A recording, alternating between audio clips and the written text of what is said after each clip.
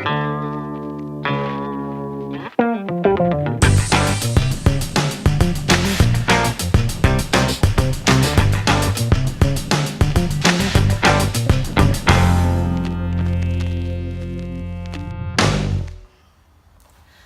a video in well over a year, and now that I think about it, I should have took it back up way earlier, because now I'm currently 7 months pregnant, so 28 weeks. So there's a little bit of me that's kicking myself for not starting a little video journal earlier, but I try not to let that hinder myself, and I'm still making one now. I feel like it's important to always have raw and real content out there, raw and real experiences, particularly when it's something like a first pregnancy or having some kind of medical condition, or those types of things.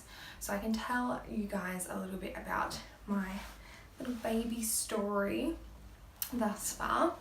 So I was diagnosed with PCOS March 2017. So I battled with that a little bit, particularly with the typical answer of you're going to have trouble having children, you're going to have trouble with weight and all that kind of stuff. And I wasn't particularly overweight. I was a little bit bigger than what I normally was, but found that it was a little bit difficult to lose the weight a little bit more, and I had some other symptoms going on that eventually got my diagnosis of PCOS. So March was when I got diagnosed. I had 6 months. The next 6 months I changed my diet and tried new things, and found that low carb really worked for me. It gave me a lot of energy. It helped with my PCOS, my PMS, and I found that it dropped that weight that I was carrying that was a little bit more than what I normally do. And that's just for my body type. Like, everyone's different, and everyone, I guess, has their skinny version of themselves, their more fit version of themselves, or what they consider themselves being more overweight. And that's not necessarily meaning that they're overweight by any other standards other than what your experiences have been. So at that point, I was the heaviest I'd been prior to this. I was about 72 kilos, which is not very large. I'm 167 centimeters, but I found that my more sustainable weight, my more healthier weight, was around that 65 kilos. So I lost a little bit of weight there. It wasn't really working out that much, just trying to change up my lifestyle in food. And then August came around. So 6 months after, I was feeling great, but at about 3 a.m. one morning, I started to get a lot of stomach pains and didn't know what was really wrong. So managed to get some broken sleep that night and went into the doctors the next day. Went to the doctors, unfortunately passed out twice, so then moved on to the hospital. It turns out after many hours of being in ER that I had a cyst that ruptured my ovary, my right ovary, and that for the last 13 or so hours I had been bleeding internally. So I had lost 2.5 liters of blood. It was pretty serious, but we managed to catch it in time. Unfortunately, I did lose my right ovary, and I had follow-up appointments after that did discuss a lot of whether I should freeze my eggs. Like, being 22, it's something that you get confronted with of, I may not be able to have children, or if I do, I'm going to have assistance. And that's not what I wanted. Me personally, I don't like artificial hormones, I don't like the medications, so my partner and I had decided, okay, let's just chill out for a little bit and see how we go trying for a baby in the next year or so. So about a year passed, actually exactly a year passed, and we'd been trying for about 2 months, not very long at all. I feel very, very blessed, and we fell pregnant.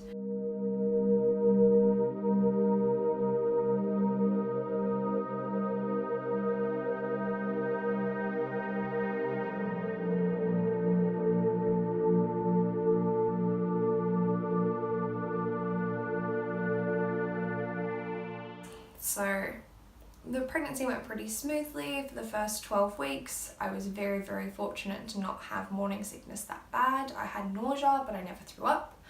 I still worked full time. I was tired, but you kind of just, you keep battling on pretty much. And I just made sure that I ate every 2 hours. I put on not a lot of weight, but I put on more weight in the first trimester, probably the most, because I was eating so frequently to try and combat that nausea, to combat being sick. Moving on to my second trimester, I had a scan and something abnormal had come up. So what ended up happening is they found that there was some intestines still on the outside of our baby. So this could have been one of two things: a genetic disorder, I can't remember what it's called, but it's pretty much where the intestines have attached to the umbilical cord, and apparently it can be quite dangerous. Or purely it's just a defect called gastroschisis. So from what I've been explained is that when we start as a stem, and our organs form and everything kind of forms around, and it just so happens in this particular case, when it's formed around, the intestines haven't been collected with that. So she has it is a girl. Wasn't going to say that yet, but slipped out. We are having a girl. So as it's come around, she's still got a hole on the right hand side next to her belly button that has her intestines. So this can still move in and out, so we haven't really been told of how much is in and how much is out. We have confirmed that there's no organs out, it's just intestine, and I get monitored weekly pretty much at this point to ensure that she's not getting any twists, any blockages, or any kind of dilation or irritation to the bowel. So the reason why I wanted to make this video is because I wanted it as a reminder of myself in my first pregnancy, as well as if anyone has a baby that ends up in the NICU or has a baby that has gastroschisis, that it's okay and people have been through it before, and I can share my experience of it.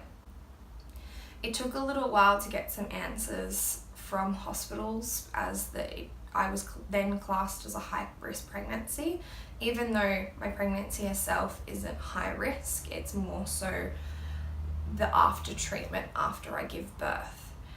So we finally got into Royal Hospital for Women's in Randwick in Sydney.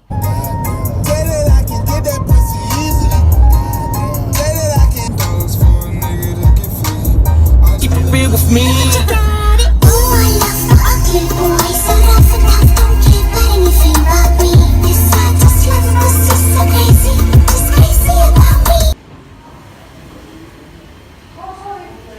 So we finally got into there. We've spoken to surgeons, we've spoken to the midwives, we've spoken to doctors, and we feel really, really comfortable and really, really safe there, which is really great, because it was something that was definitely playing on my mind of how I was going to feel, and I wanted to feel safe and supported, particularly not only because it's my first pregnancy, but because we do have something that's a little bit abnormal.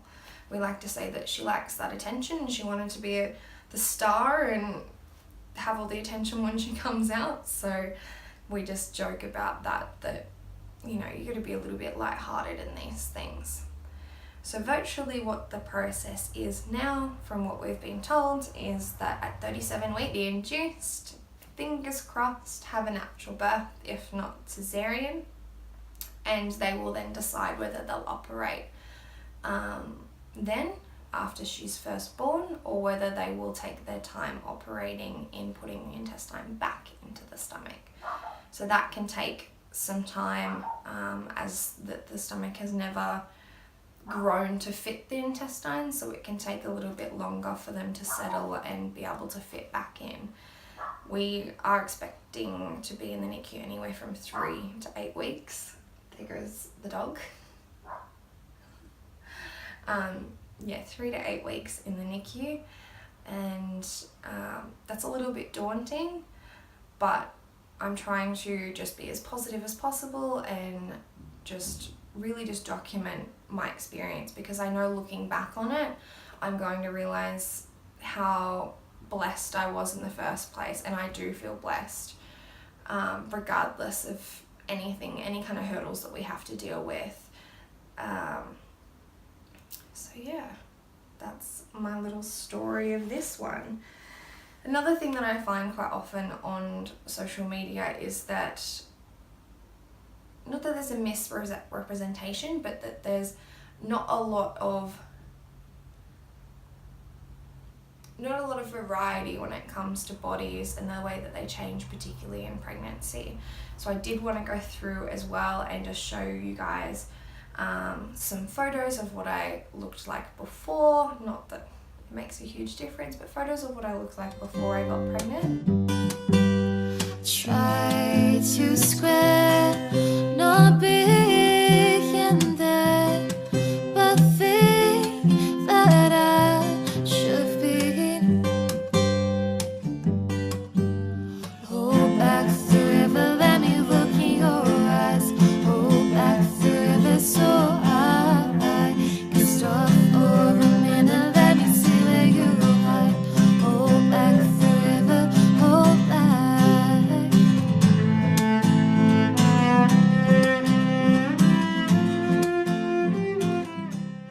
So since getting pregnant, I haven't really gotten much like excessive weight gain in one area. It's mostly been around my thighs and my bottom, and of course the belly. So stretch marks wise, is that I did have a lot of stretch marks on the side of my legs. They were very white and they were quite faded, and that was from actually pre-puberty, not necessarily puberty, when I grew quite tall quite quickly. So I found that these stretch marks just came up from those initial stretch marks. So they just kind of continued up rather than starting new, which I did expect to happen. My belly button it kind of pops, but then it goes in and out as she moves around, which I think she's sitting quite low. I have had some stretch marks. This was part of my keyhole surgery from my PCOS ovary removal, and because obviously it's a weaker bit of skin, it's gotten 2 stretch marks there, which kind of looks like a lightning bolt. And then same again on the other side. I haven't really found any stretch marks thus far on my stomach. Oils and stuff that I use. So this one's just my daily moisturizer. I have been using this one, particularly on the days that I need to run out really fast. I find that it soaks in quite easily and quite quickly. I also have this one, which is an Eco Body Prenatal Oil. I can link this one below. I got it from Flora and Fauna, which is one of my favorite online stores. And this one was just from Priceline, and I just had a recommendation from it from one of the pharmacists there, because she found that it was quite natural. Another one of my favorites is this one here, which is the belly balm. So it's kind of like an oily kind of balm. I end up with a shiny belly, and that's also from Flora and Fauna. So thank you guys for watching. I know it's kind of choppy and changing. I'm getting really used to talking on the camera and to a camera, but I just wanted to share my story and yeah, just document it for myself as well, because I think these days YouTube and those kind of creative outlets are kind of our home videos, and I really enjoy editing the videos together. So at the end of this, I'm just going to put through just a little bit of my baby shower that I had. So we had a high tea type of baby shower with some of my closest friends, with lots of cakes and fruit platters. So I hope you enjoyed my video, and I hope if you have any recommendations. I was thinking about maybe doing like a home tour, because this whole nesting pregnancy thing is so real. Yeah, let me know if you want to see like a nursery or house tour, or like a baby bag kind of thing, which I like the labour bag and the hospital bag I haven't packed yet, so maybe I can do that as well. So alright, thanks guys.